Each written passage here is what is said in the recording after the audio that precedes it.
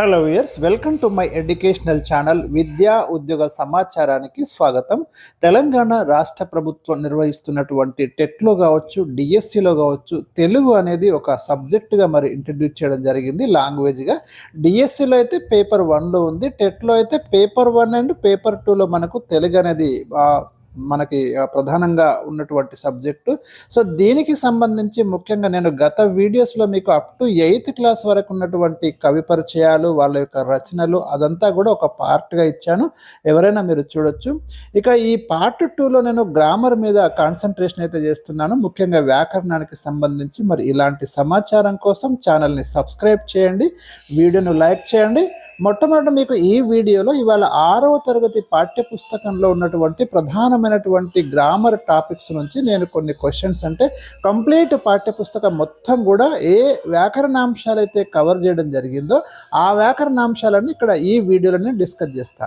Next వీడియోలో 7వ తరగతి 8, 9, 10 ఆ విధంగా మనం వెళ్తాము. ఇంకా 6th క్లాస్లో ఉన్నటువంటి క్వశ్చన్స్ మనకు ఒక 37 క్వశ్చన్స్ ఈ వీడియోలో మనకు ఉన్నాయి.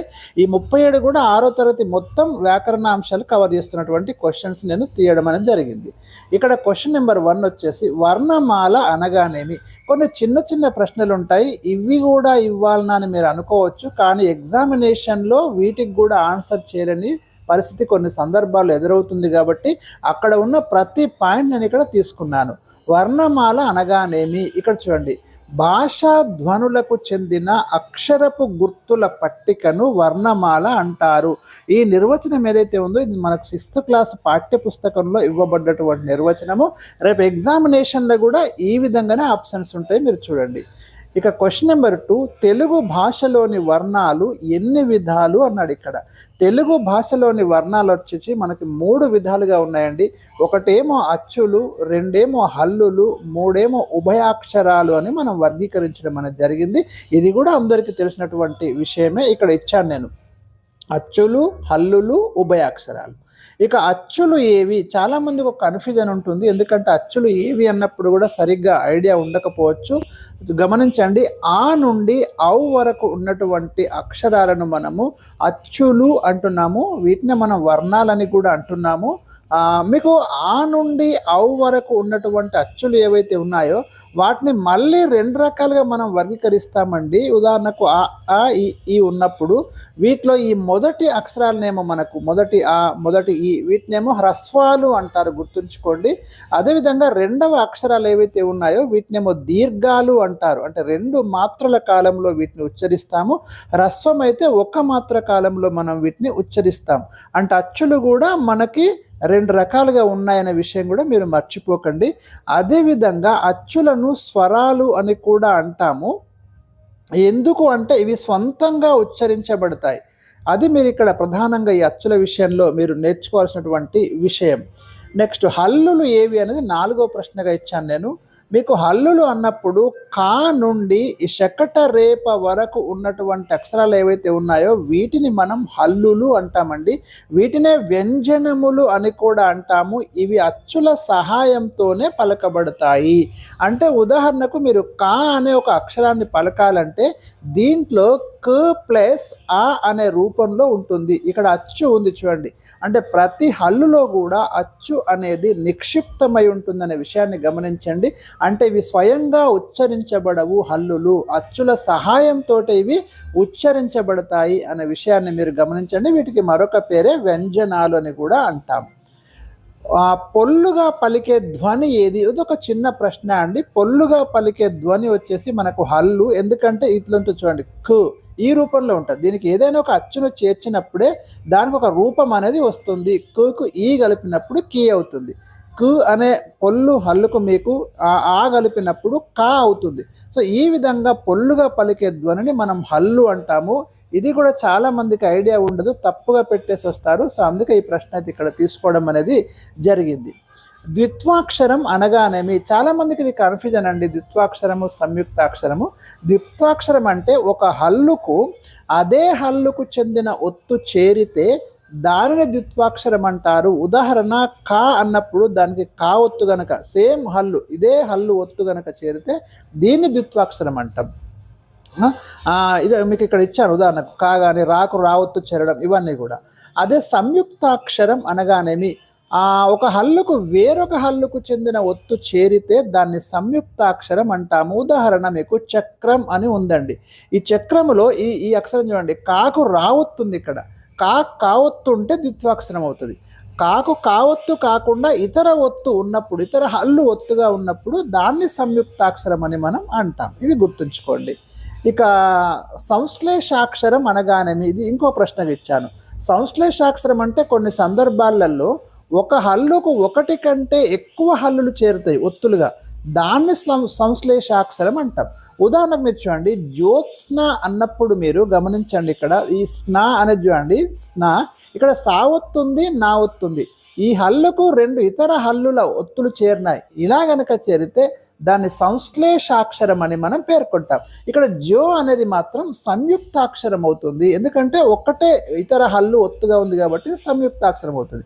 అదే తా విషయానికి వచ్చేసరికి అక్కడ రెండు ఒత్తులు ఉన్నాయి, రెండు వేరు హల్లు ఒత్తులు ఉన్నాయి కాబట్టి అది సంశ్లేషాక్షరం అనేది అవుతుంది. ఇవి చాలా ఇంపార్టెంట్. గా అనే అక్షరంలోని వర్ణాలు ఎన్ని? ఇది కన్ఫ్యూజన్ క్వశ్చన్ అండి. వర్ణం అన్నప్పుడు మీరు ఈ గా అనేది ఏదైతే ఉందో దీన్ని విడగొట్టండి, గ్ ప్లస్ ఆ రూపంలో ఉంటుంది. ఈ రెండింటిని ఏమంటామంటే మనం వర్ణాలు అంటాము. ఇక్కడ గా అనేది ఒక అక్షరము, అంటే వర్ణాల కలయిక ద్వారా అక్షరం ఏర్పడుతుందనే ఒక ప్రాథమిక నియమాన్ని మీరు చూడాలి. కానీ ఆధునిక కాలంలో మనం వర్ణం అన్నా అక్షరం అన్నా దాదాపు పర్యాయ పదాలుగా వాడుతున్నాం. కానీ సూక్ష్మంగా పరిశీలించినప్పుడు మీకు వర్ణం అన్నప్పుడు ఈ గా అనే అక్షరంలో రెండు వర్ణాలు ఉంటాయి అనే విషయం కూడా మీరు గమనించాలి. గ్ ప్లస్ ఆ, ఇక్కడ ధ్వనులు రెండు ఉన్నాయి, వర్ణాలు రెండు ఉన్నాయి. కా నుండి మా వరకు గల హల్లులను ఎన్ని వర్గాలుగా విభజించారు? ఇక్కడ ఎన్ని అని ఉండాలి, ఎన్ని వర్గాలుగా విభజించారు. ఇది చాలా చాలా ఇంపార్టెంట్ ప్రశ్న అండి. ఈ కా నుండి మా వరకు ఉన్న హల్లులు, మిగతా హల్ల గురించి నేను మాట్లాడడం లేదు, కేవలం కా నుండి మా వరకు ఉన్న హల్ల గురించి నేను మాట్లాడుతున్నా. ఇక్కడ 5 వర్గాలుగా మనం విభజిస్తాం. చాలా ఇంపార్టెంట్ టేబుల్ ఇది.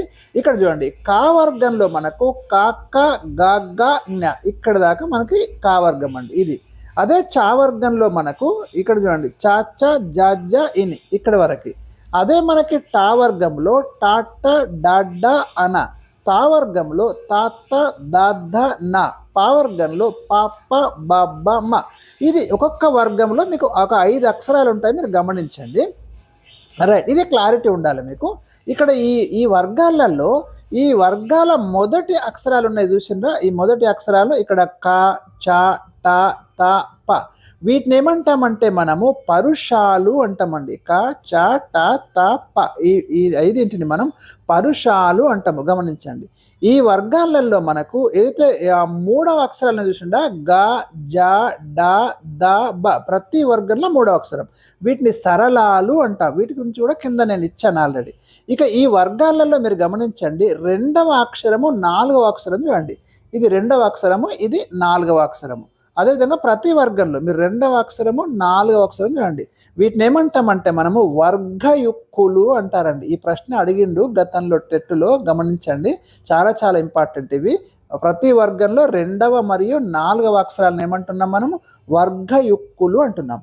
ఇక ప్రతి వర్గంలో చివరి అక్షరాలు మీరు గమనించండి, ఇక్కడ ఇని, తర్వాత అన, నా, మా, ఈ 5 అక్షరాలను మనం అనునాసికాలు అంటాం. ముక్కు సహాయంతో పలకబడతాయి కాబట్టి వీటిని అనునాసికాలని పేర్కొంటున్నారు. ఇక్కడ ఇచ్చాను, మళ్ళీ ఇచ్చాను క్వశ్చన్స్. పరుషాలు అని వేటిని అంటారు? ఆయా వర్గాలలోని మొదటి అక్షరాలను పరుషాలు అంటారు. ఎందుకంటే వీటిని ఉచ్చరించేటప్పుడు మనం శబ్దం కొంచెం గట్టిగా కఠినంగా ఉంటుంది కాబట్టి వీటిని పరుషాలు అని పేర్కొంటాం. క చ ట త ప. పలకడానికి కొంత శ్రమ అవసరమైనవి అన్నట్టు, అందుకే వీటిని శ్వాసములు అనే పేరు కూడా వీటికి ఉంది, అది కూడా గుర్తుంచుకోండి. ఇక సరళాలు అని వేటిని అంటారు? ఇక్కడ పలకడానికి తేలికగా ఉండే వాటిని సరళాలు అంటారు. ఉదాహరణకు గ జ డ ద బ అంటే వీటిని పలకడం మనకు చాలా సులభంగా ఉంటుంది, సరళంగా ఉంటుంది. వీటిని నాదాలు అని కూడా అంటాం, అది కూడా గుర్తుంచుకోండి, చాలా చాలా ఇంపార్టెంట్. పరుషాలు సరళాలు వెరీ వెరీ ఇంపార్టెంట్ అండి. ఇక వర్గయుక్కులు అంటే ఆల్రెడీ చెప్పిన ఇందాక, ఆయా వర్గాలలోని 2 మరియు 4వ అక్షరాలను మనము వర్గయుక్కులు అంటాం. యుక్ అంటే జత అండి. అనునాసికాలు అంటే చెప్పిన మీకు ముక్కు సహాయంతో పలకబడే అక్షరాలు ఆయా వర్గాలలో ఉన్న చివరి అక్షరాలు. ఇక అంతస్తములు ఏవి? ఇక్కడ రైట్. మా తర్వాత మీకు ఈ కా నుండి మా వరకు ఉన్న హల్లులను 5 వర్గాలుగా విభజించినము, గుర్తుంచుకోండి. క్లియర్. తర్వాత మీకు యా, రా, లా, లా, వ ఇక్కడ ఉన్నాయి కదా, వీటిని అంతస్తాలు అంటామండి. ఈ రా పక్కన మీకు శకట రేప కూడా ఉంటుంది, కానీ ఆధునిక కాలంలో దీన్ని వాడడం లేదు, దీని బదులు మనం రానే వాడుతున్నాం. లా, లా, వ వీటిని మనము అంతస్తములు అని పేర్కొంటున్నాం. ఎందుకు అంతస్తములు అంటున్నామంటే, అంతస్తము అంటే లోపలి స్థితిలో ఉన్నా అని అర్థం. ఎందుకంటే వీటిని ఉచ్చరించేటప్పుడు గాలి పూర్తిగా అడ్డుకోబడదు, పూర్తిగా బయటకు రాదు. అందుకే వీటిని స్వర వ్యంజనాల మధ్యస్థంగా వీటిని పరిగణిస్తున్నారు, అంతస్తములు అంటున్నాము. ఇక ఊష్మములు అని వేటిని పేర్కొంటారు? ఇంకో క్వశ్చన్ ఇచ్చాను, ఇది మనకు ప్రీవియస్ టెట్ క్వశ్చన్ కూడా అండి. ఊది పలకబడేవి అంటే ఈ అక్షరాల్ని పలికేటప్పుడు నోటి నుండి గాలి వేగంగా బయటకు వస్తుంది. అవి ఏవి మనకు? ష, ష, స, హ. ఈ 4గింటిని మనము ఊష్మములు అంటామండి. మీరు వీటిని పలికేటప్పుడు చూడండి, గాలి వేగంగా బయటకు వస్తుంది. ఈ ఊష్మములకి అటు మీకు ఆ ఊష్మములకు పైన ఉండేవి ఏవైతే ఉన్నాయో యా, రా, లా, వా వీటిని మనము అంతస్తములు అంటున్నాం. అది కూడా మీరు గుర్తుంచుకోండి.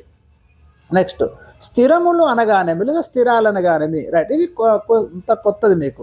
స్థిరములు అంటే మీరు చూడండి, సరళాలు పరుషాలు కాకుండా మిగిలిన హల్లులను స్థిరాలు అంటారు. అంటే మనకు సరళాలు ఏమున్నాయి? గజడ దబలేమో సరళాలు ఉన్నాయి, పరుషాలు ఏమున్నాయి? కచట తపలేమో పరుషాలు ఉన్నాయి. ఇవి కాకుండా మిగిలిన హల్లులు ఏవైతే ఉన్నాయో అవన్నీ కూడా స్థిరములు అండి. అవి గుర్తుంచుకోండి. ఎందుకు వీటిని స్థిరములు అంటున్నామంటే, మనకు వ్యాకరణ కార్యాలు జరిగేటప్పుడు అంటే సందులలో కానివ్వండి, సమాసాలలో కానివ్వండి, ఇవి మారకుండా స్థిరంగా ఉంటాయి కాబట్టి వీటిని మనము స్థిరములు అంటున్నాము. ఇక్కడ చూడండి, ఆ కచట తపలు గజడ దెబ్బలు కాకుండా మిగిలినవన్నీ కూడా స్థిరములు. ఈ కాన్సెప్ట్ క్లియర్గా మీరు అర్థం చేసుకోండి. వ్యాకరణ కార్యాలలో వీటిలో మార్పులు జరగవు, అందుకే వీటిని స్థిరములు అంటున్నాం. క్వశ్చన్ నెంబర్ 17, ఉభయాక్షరాలు అనగా ఏవి? రైట్. మనకు మొత్తం వర్ణమాల 3 రకాలుగా వర్గీకరించమని చెప్పినాం కదా. ఒకటేమో అచ్చులు, రెండేమో హల్లులు, మూడేమో ఉభయాక్షరాలు. ఉభయాక్షరాలు మనకి ఏమున్నాయంటే సున్నా, అరసున్నా, విసర్గ అని మనకి 3 ఉభయాక్షరాలు ఉన్నాయండి. సున్ననే మనము పూర్ణ బిందువు అంటాము, అరసున్నను మనం అర్ధ బిందువు అంటాము, విసర్గ. ఈ 3 మనకు ఉభయాక్షరాలు అనేవి ఉన్నాయి. అచ్చుల లక్షణాలను హల్లుల లక్షణాలు రెండింటిని కలిగి ఉంటాయి కాబట్టి వీటిని ఉభయాక్షరాలు అని మనం పేర్కొంటున్నాం. అరసున్నకు ఏ భాషలో ప్రాధాన్యత ఉంది? ఇది ఒక క్వశ్చన్, ఇంపార్టెంట్ క్వశ్చన్. అరసున్నకు మనకు గ్రాంధిక భాషలో ప్రాధాన్యత ఉంది, ఆధునిక భాషలో పెద్దగా దీన్ని మనము ఉపయోగించడం లేదు. అక్కడ మాత్రము కొన్ని సందర్భాలలో అరసున్న ఉన్నప్పుడు అర్ధభేదం కూడా కలుగుతుంది కొన్ని పదాలలో. నెక్స్ట్, విసర్గ ఏ భాషా పదాలలో ఉపయోగిస్తారు? విసర్గను ఎక్కువగా సంస్కృత భాషా పదాలలో వాడతారండి, గమనించండి. ఇది డైరెక్ట్ క్వశ్చన్ అక్కడ ఉన్నది, ఇక్కడ తీసుకోవడం జరిగింది.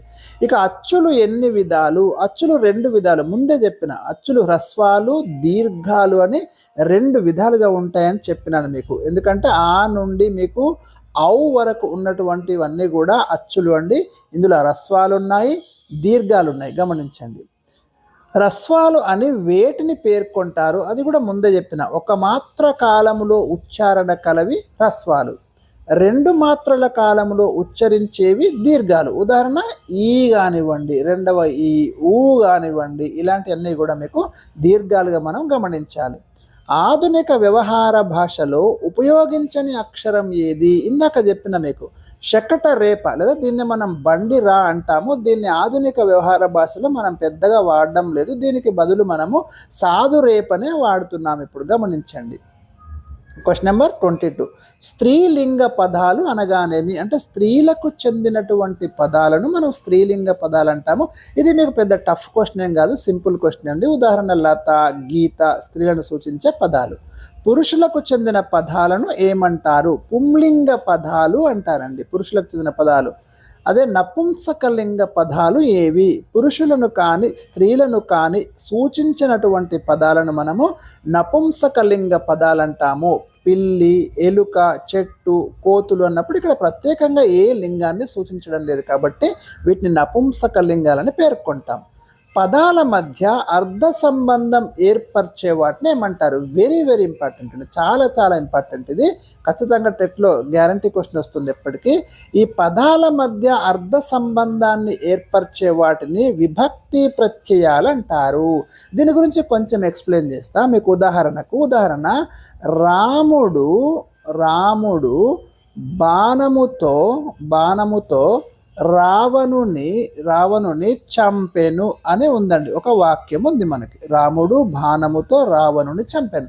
ఇక్కడ రాముడులో మీరు డూ చూడండి, బాణముతో అన్నప్పుడు తూ చూడండి, రావణుని అన్నప్పుడు నీ చూడండి. ఇక్కడ ఈ అక్షరాలు లేకుండా మీరు ఈ వాక్యం పలికి చూడండి, మొత్తం తప్పుగా ఉంటుందండి. సరైనటువంటి అర్థాన్ని ఇవ్వదు, వినడానికి కూడా సరిగ్గా ఉండదు. అంటే ఒక పదానికి ఇంకొక పదానికి ఈ డూ కానివ్వండి, తో కానివ్వండి, నీ కానివ్వండి ఒక సంబంధాన్ని కల్పిస్తున్నాయి. అందుకే వీటిని ఏమంటున్నామంటే విభక్తి ప్రత్యయాలు అంటున్నాము. ఒక వాక్యములోని పదాల మధ్య అర్థ సంబంధాన్ని కలిగించే ప్రత్యయాలని మనము విభక్తి ప్రత్యయాలని పేర్కొంటున్నాం. చాలా ముఖ్యమైన కాన్సెప్ట్ అండి ఇది. సో ఇది గుర్తుంచుకోండి. మరి విభక్తి ప్రత్యయాలు అన్నప్పుడు మనకు మొదట ప్రథమ విభక్తి ప్రత్యయాలు, వీటిని మీరు గుర్తుపెట్టుకోవాలి. డు, ఉదాహరణకు రాముడు అన్నాం మనం, అందులో డు. ము, వృక్షము అన్నాం, అక్కడ ము. ఊ, ఇలా మనకి అదేవిధంగా లు, బహువచనంలో ఆవులు, గోవులు అన్నప్పుడు అక్కడ లు వాడతాం. సో ఈ విధంగా మీరు ప్రథమ విభక్తి ప్రత్యయాలను డు, ము, వు, లు అని గుర్తుంచుకోండి. ఇక ద్వితీయ విభక్తి ప్రత్యయాలు ఉన్నాయి కదా, మనకు ఏమేమి ఉన్నాయి? నిన్, నున్, లన్, కూర్చి, గురించి అనేవి మనకి గురించి అని కూడా రావాలి ఇక్కడ. ఇదేమో కూర్చి అండి. ఈ ప్రత్యయాలన్నీ కూడా ద్వితీయ విభక్తి ప్రత్యయాలు. ఉదాహరణ రాముని అన్నప్పుడు నీ, శ్రీరాముని, నిన్నన్నా నీ అన్న ఒకటేనండి. ఇక్కడ మనం అదనంగా చేరుస్తాం కానీ దీన్ని తీసేసినప్పటికీ కూడా ఏం ప్రాబ్లం ఉండదు, ఏం సమస్య ఉండదు, నీ అని కూడా అంటాం. రావణుని చంపెను అన్నప్పుడు అక్కడ నీ, ద్వితీయ విభక్తి ప్రత్యయం. ఎందుకంటే మీకు సమాసాలలో కూడా మళ్ళీ ఇది వస్తుంది, మీకు ద్వితీయ విభక్తి, తృతీయ విభక్తి, పంచమి తత్పురుష సమాసం, ఈ విధంగా మీకు సమాసాల్లో కూడా ఈ విభక్తి ప్రత్యయాల ఆధారంగా ఉంటాయి. కాబట్టి ఈ కాన్సెప్ట్ ఇక్కడ నేర్చుకుంటే అక్కడ ఈజీ అవుతుంది. ఇక తృతీయ విభక్తి ప్రత్యయాలు చూడండి, చేతన్, చేన్, తోడన్, తోన్. ఉదాహరణ రాముని చేత అన్నప్పుడు ఇక్కడ తృతీయ విభక్తి ప్రత్యయం ఉంది. రామునితో మాట్లాడుతున్నాడు అన్నప్పుడు ఇక్కడ తృతీయ విభక్తి ప్రత్యయం ఉంది. కత్తిచే పొడిచాడు అన్నప్పుడు చే అనేది తృతీయ విభక్తి ప్రత్యయం అవుతుంది. బాణముతో నేల కూల్చాడు అన్నప్పుడు తో అనేది తృతీయ విభక్తి ప్రత్యయం అవుతుంది. అట్లా చతుర్థి విభక్తి ప్రత్యయాలు ఇక్కడ కిన్, కున్, కొరకున్, కై అనేవి. కిన్ అనేది రావాలండి అదనంగా. ఇక్కడ కిన్, కున్, కొరకున్, కై ఇవేమో చతుర్థి విభక్తి ప్రత్యయాలండి. ఉదాహరణ రామునకు, రాముని కొరకు, ఇలాంటివన్నీ కూడా మనకు చతుర్థి విభక్తి ప్రత్యయాలు అవుతాయి ఇక్కడ. నెక్స్ట్ పంచమి విభక్తి ప్రత్యయాలు వలనన్, కంటెన్, పట్టి అనేవి మనకి పంచమి విభక్తి ప్రత్యయాలు అవుతాయి. దొంగ భయము అన్నాము, దొంగల వలన భయము, అక్కడ పంచమి తత్పురుష సమాసం ఉన్నట్టు. ఎందుకంటే వీటి ఆధారంగానే సమాసాలు ఉంటాయి. వలన, కంటే, పట్టి ఇవన్నీ కూడా మనకు పంచమి విభక్తి ప్రత్యయాలని గుర్తుంచుకోండి. ఇక షష్ఠి విభక్తి ప్రత్యయాలు కిన్, కున్, యొక్క, లోన్, లోపల అనేవి మనకు షష్ఠి విభక్తి ప్రత్యయాలు అవుతాయి. యొక్క, లోన్ రావాలండి. ఇక్కడ లోన్, లోపలనే మిస్ అయినట్టున్నాయి. లోన్, లోపల ఇవన్నీ కూడా మనకు షష్ఠి విభక్తి ప్రత్యయాలుగా ఉంటాయి. ఉదాహరణ రామబాణము అన్నాను, రాముని యొక్క బాణము అంటాం, అక్కడ షష్ఠి తత్పురుష సమాసం ఉన్నట్టు. రాజభటుడు అన్నాము, రాజు యొక్క భటుడు అన్నాను, అక్కడ షష్ఠి తత్పురుష సమాసం ఉన్నట్టు. సో ఆ విధంగా మీకు ఇవి షష్ఠి విభక్తి ప్రత్యయాలు. ఇక సప్తమి విభక్తి ప్రత్యయాలు అందున్, నన్ అని ఉంటుందండి. ఇక్కడ అందున్, నన్ అని రావాలి. ప్రింట్ మిస్టేక్లో మీకు నందు అని పడ్డది, నన్, అందున్, నన్. ఇవి మనకు సప్తమి విభక్తి ప్రత్యయాలు. రాముని యందు, వృక్షమందు ఇట్లాంటివన్నీ కూడా ఈ సప్తమి విభక్తి ప్రత్యయాల పరిధిలోకి వస్తాయి. అష్టమి విభక్తి లేదా సంబోధనాప్రద విభక్తి అంటాం. అష్టమి విభక్తి అనకుండా సాధారణంగా మనం వ్యవహారికంగా సంబోధనాప్రద విభక్తి అంటున్నాం. ఓ, ఓరి, ఓయి ఇలాంటివన్నీ కూడా మనకు సంబోధన ప్రథమ విభక్తి పరిధిలోకి వస్తాయి. ఉదాహరణ ఓ రామ, ఓయి ఇలాంటివన్నీ కూడా మనకు సంబోధన ప్రథమ విభక్తి పరిధిలోకి వస్తాయి. ఈ ప్రత్యయాలు పదాలకు అర్థాన్ని, సంబంధాన్ని కల్పించి వాక్యాన్ని పూర్తి చేయడంలో ఇవన్నీ కూడా మనకు ఉపయోగపడతాయి, ఈ 8 విభక్తి ప్రత్యయాలు. ఇక అవ్యయాలు అనగానే మనది ఇంకొక ప్రశ్న అండి. లింగ వచన విభక్తులు లేని పదాలను అవ్యయాలు అంటారు. అంటే లింగ వచన విభక్తులు అంటే ఇవి మారవన్నట్టు, మీకు ఎలాంటి లింగం ఉండదు, ఎలాంటి వచనం ఉండదు, ఎలాంటి విభక్తి ఉండదు. ఉదాహరణ ఆహా అన్నారు, దానికి ఏ లింగం అంటే చెప్పలేం, ఏ వచనం అంటే చెప్పలేం, ఏ విభక్తులు. ఈ లింగ వచన విభక్తి శూన్యాలైన పదాలను మనము అవ్యయాలు అంటాము. ఉదాహరణ ఆహా, అట్లని, అయితే, అమ్మో మొదలైన వాటిని మనము అవ్యయాలు అని పేర్కొంటాం. ఇక జాతీయం అనగానేమి, ఒక భాషలోని కొన్ని పదాలు కలిసి ఒక విశిష్టమైన అర్థాన్ని ఇచ్చే పదబంధాన్ని జాతీయం అంటారు. ఉదాహరణకు మీకు జాతీయం అన్నప్పుడు అందవేసిన చెయ్యి అని ఒక జాతీయం ఉంది. అంటే ఏదైనా ఒక రంగంలో నిష్ణాతుడైనటువంటి వ్యక్తిని గురించి చెప్పేటప్పుడు ఆయన ఆ రంగంలో అందవేసిన చెయ్యి అని పేర్కొంటారండి. అంటే ఒక భాషలోని కొన్ని పదాలు కలిసి ఒక విశిష్టమైన అర్థాన్ని ఇచ్చే పదబంధాన్ని ఇక్కడ జాతీయం అంటున్నారు. గుర్తించండి, వెరీ వెరీ ఇంపార్టెంట్ అండి. ఉదాహరణ చెవినెల్లు కట్టుకొని, గుండె చెరువైంది, ఇవన్నీ కూడా మనకు జాతీయాలు. ఇక జాతీయానికి ఉన్న ఇతర పేర్లు ఏవి? పలుకుబడి, నానుడి, ఇవి చాలా చాలా ఇంపార్టెంట్ అండి. ఇక్కడ అడుగుతాడు, ఇలాంటి క్వశ్చన్స్లోనికి అవకాశాలు ఉంటాయి. పలుకుబడి, నానుడి అనేవి జాతీయానికి ఉన్నటువంటి ఇతర పేర్లు.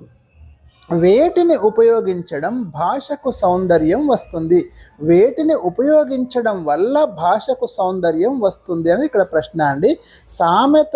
జాతీయాలు ఉపయోగించడం వల్ల భాషకు సౌందర్యం అనేది వస్తుంది. అంటే మీకు 6th క్లాసులో డైరెక్ట్గా ఇచ్చినటువంటి వాటిని నేను ఇక్కడ తీసుకోవడం అనేది జరిగింది, గమనించండి. కొంత ఎక్స్ట్రా ఇన్ఫర్మేషన్ ఇచ్చాను మీకు కాన్సెప్ట్ అర్థం కావడం కోసం. సో మనకు జాతీయాలను ఉపయోగించడం వల్ల భాషకి ఒక సౌందర్యం అనేది వస్తుంది. వినసొంపుగా చెప్పడానికే మనం అక్కడక్కడ సందర్భాన్ని బట్టి జాతీయాలను వాడతాం. ఇక ఏ పదం నుండి సామెత అనే పదం ఏర్పడింది? సామెత అనే పదం అండి మనకు సామ్యత అనే పదం నుండి ఏర్పడింది. అది కూడా ఇంపార్టెంట్. సామ్యత అంటే అర్థం పోలిక అనే అర్థం ఉందండి మనకు. సామ్యత అనగా పోలిక అనే అర్థం ఉంది.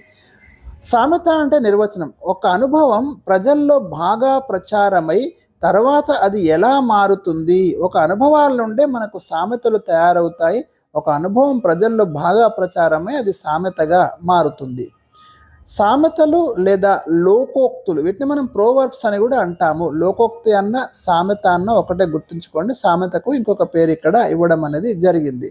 సామెతల లక్షణం ఏమిటి? మంచి భావాన్ని పదునైన మాటల్లో చెప్పడం, సంక్షిప్తంగా గూఢంగా ఉండటం అనేవి సామెతల యొక్క లక్షణాలండి. ఉదాహరణ, పులిని చూసి నక్క వాతలు పెట్టుకున్నట్లు అనేది ఒక సామెత అండి. మీరు గమనించండి, ఒక మంచి భావాన్ని పదునైన మాటల్లో చెప్పడం అంటే పులిని చూసి నక్క వాతలు పెట్టుకున్నట్లు అంటే ఒక ఎదుటి వ్యక్తిని చూసి మనం కూడా ఆ విధంగా ఉండాలనుకోవడము. ఆ సందర్భంలో ఈ సామెతను మనం ఉపయోగించడం అనేది జరుగుతుంది. ఉదాహరణ, ఉరకబోయి బోర్ల పడ్డట్లు, నోరు మంచిదైతే ఆ ఊరు మంచిదవుతుంది, ఇవన్నీ కూడా మనకు సామెతలు. క్వశ్చన్ నెంబర్ 33, సమాసం అనగా ఏమిటి? 6th క్లాస్లో మీకు సమాసాలు పరిచయం చేయడం జరిగింది. అర్థవంతమైన 2 పదాలు కలిసి ఒక కొత్త పదంగా ఏర్పడటాన్ని మనం సమాసం అని పేర్కొంటాము. ఇందులో వేరువేరు అర్థాలు గల పదాలు కలిసి ఒకే పదంగా ఏర్పడతాయి. ఉదాహరణ, మీరు రాజభటుడు లేదా రాజకుమారుడు అని అన్నామండి.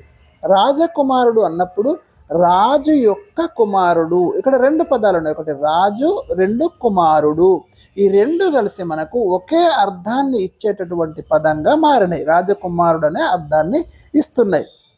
ఇందులో వేరువేరు అర్థాలు గల పదాలు కలిసి ఒకే పదంగా ఏర్పడడం అనేది మనకు సమాసంలో జరుగుతుంది.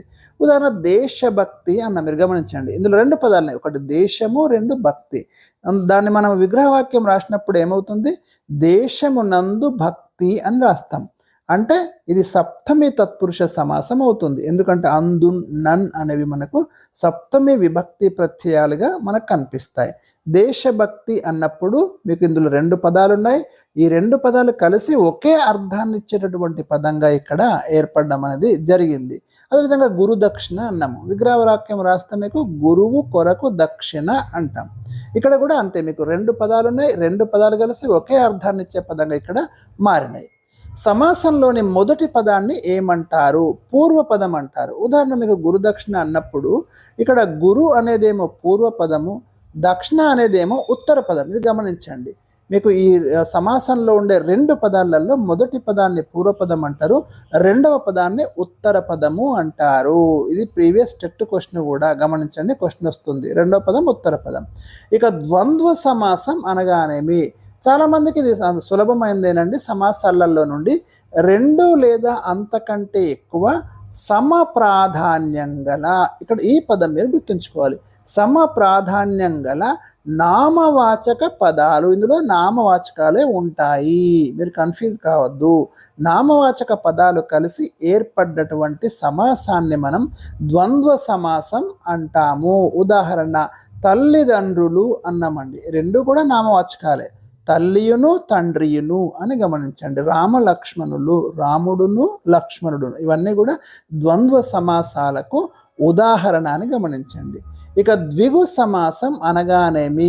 ఒకవేళ సమాసంలో పూర్వపదం సంఖ్యావాచకం అయితే అది ద్విగు సమాసం అవుతుంది.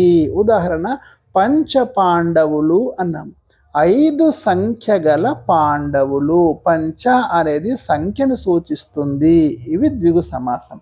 నవరసాలు అన్నాము, నవ అంటే 9, ఇది కూడా ఒక నెంబర్ని, ఒక సంఖ్యను సూచిస్తుంది. 9 సంఖ్య గల రసాలు. దశ దిశలు, 10 సంఖ్య గల దిశలు. దశ అనేది ఇక్కడ సంఖ్యను సూచిస్తుంది. ఈ విధంగా మనకు ద్విగు సమాసం అనేది ఏర్పడుతుంది. సాధారణంగా సమాసాలను మనము అవ్యయభావ సమాసము, తత్పురుష సమాసము, కర్మధారయ సమాసము, బాహువ్రీహి సమాసము, ద్వంద్వ సమాసము, ద్విగు సమాసం అని వర్గీకరిస్తాము. ఇక్కడ మనకు రెండైతే పరిచయం చేయడం అనేది జరిగింది, ద్వంద్వ సమాసం, ద్విగు సమాసం. మిగతావి నెక్స్ట్ క్లాసులలో పరిచయం చేయడం అనేది జరుగుతుంది. సో ఇవి మనకు 6th క్లాసులో ఉన్నటువంటి వ్యాకరణాంశాలు మొత్తం కూడా ఇక్కడ డిస్కస్ చేయడం అనేది జరిగిందండి. నెక్స్ట్ వీడియోలో మీకు 7th క్లాస్ వ్యాకరణాంశాలు ఇస్తాను.